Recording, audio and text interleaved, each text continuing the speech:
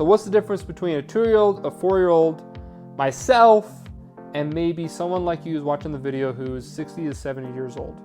It's not that people like you fall and people that are younger don't fall. It's actually that people who are younger are able to build their body, not just their bones, but also their muscle mass and the speed of their reactions. So they can do things quickly, like stick out a foot to prevent something, or tuck themselves into a ball so that they don't hit their head.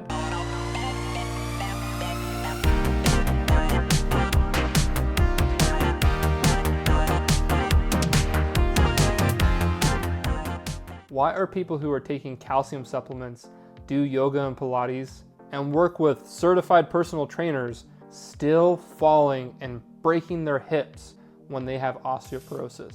The thing is, when you look at these people who are claiming to be experts in the field of osteoporosis, usually what I find is that they don't have a lot of training when it comes to load management. That's a term in the physical therapy world, which essentially means how to expertly take your body and progressively increase the weight or the frequency of weight that it tolerates. Now, if that didn't make any sense, it's going to, I promise.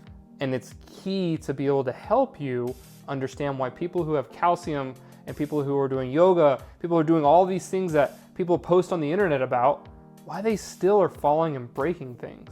And if you don't want that life, if you want to go up and down the stairs without being afraid, if you want to play with the grandkids and look at 80 years old with hopeful anticipation rather than fearful regret, this is the video for you.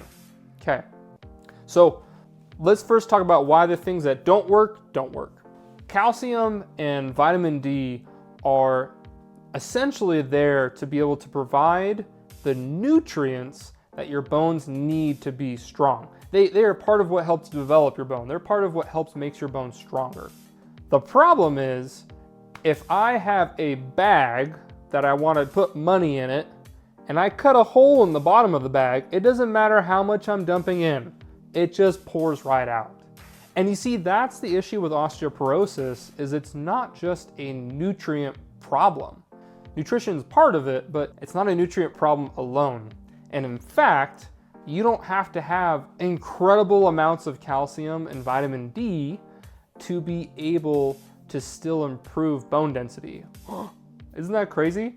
You actually, and I talked about this in my last video, you can use the principle, Wolff's Law, which is osteogenic loading, which essentially means we apply force to the bone, it sends a signal to the body that, hey, we need to prioritize bones.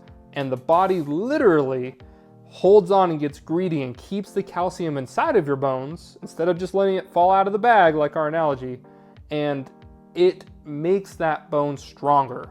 So it doesn't mean you don't need calcium, doesn't mean you don't need vitamin D, but it's not the top priority. Okay, so that's one reason. It's not a nutrient problem alone. Okay, yogas and Pilates. Please take a look at what you do in yogas and Pilates and tell me if it does these things. Does it put a lot of force on your bones? Or does it progressively at least get harder in how much weight or how much stress your bones are placed under? Usually no. A burn in the muscle is not enough to get stronger bones. Let's say that again. A burn in the muscle is not strong enough to get stronger bones. In fact, burning in the muscle is just not a really good way of measuring if my bones are going to get stronger from a workout, because you can do jumping, stiff-landed jumping, which is trying to use the least amount of muscle possible and get stronger bones. So yogas and Pilates, while they're great for other reasons, they are not going to be there and help you out in the way you need when you're trying to improve your bone health. Okay? Not saying you never do them, but it shouldn't be your top priority. Okay, so those are the things that aren't working, and we kind of talked about that. Let's talk about what things do work and why. And again, I know I'm going to be a broken record, but if everyone already knew this, then osteoporosis wouldn't be a problem. At least it would be one that there wouldn't be so much confusion that I am seeing as a clinician on the internet. If you feel kind of confused about all of this, then I'm talking to you. I'm trying to help you, okay? So the things that do work, okay? We talked about osteogenic loading, meaning we put force through the bones and it makes the bones grow stronger, okay? Not only that, but you can have strong bones, but if you fall off of a ladder, you're gonna break something. At least most people would.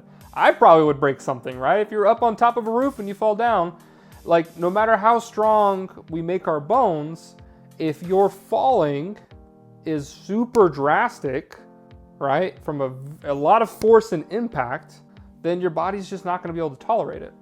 That doesn't mean that we only focus on fall prevention, because when you look at people throughout our lifespan, just humans, we are falling all the time. Like, for example, I have a 4-year-old and I have a 2-year-old, and the 4-year-old, right, I still remember he would just fall, and he got so cautious that as he got older, the falls decreased, but he still slips and falls. He still bumps his head. He still slips off of a chair.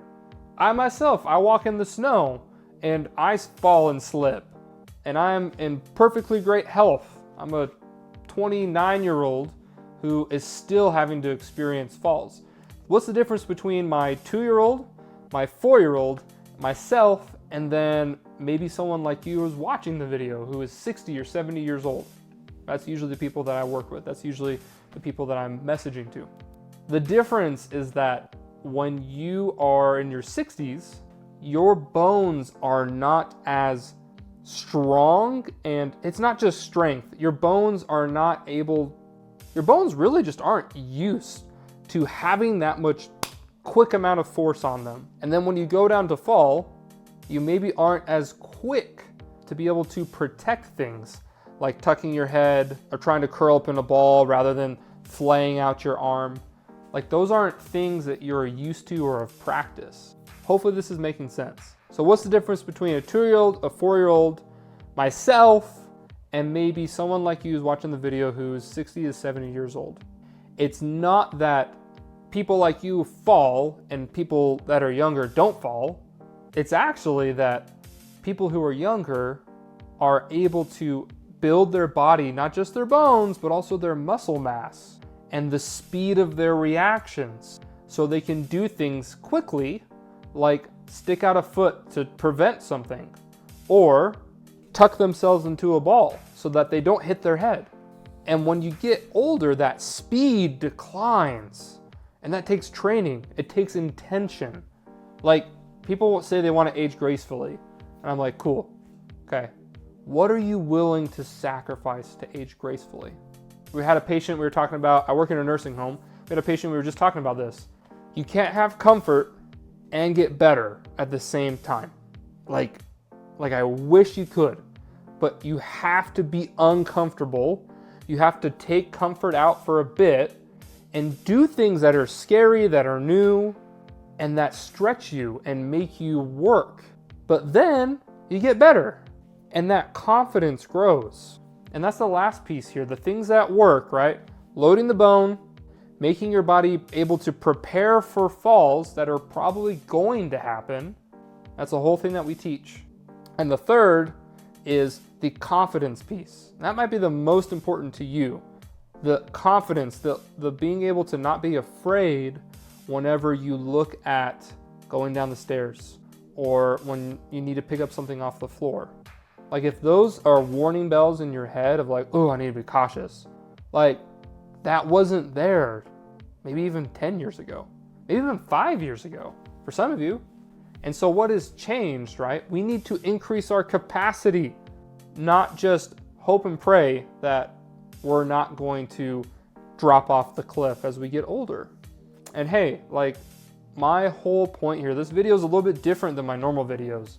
I really wanted to just have a real conversation with you, to give you the steps, to give you the vision, the mapping out what you need to be thinking and how you need to be thinking to be able to make the 70s not something that you're dreading, to make it so that you're the one that's going on the cruises, you're the one that's going to Italy and climbing up the hills, You're the one who's able to go take the stairs. You're the one who is like, man, she's a grandma? She looks great.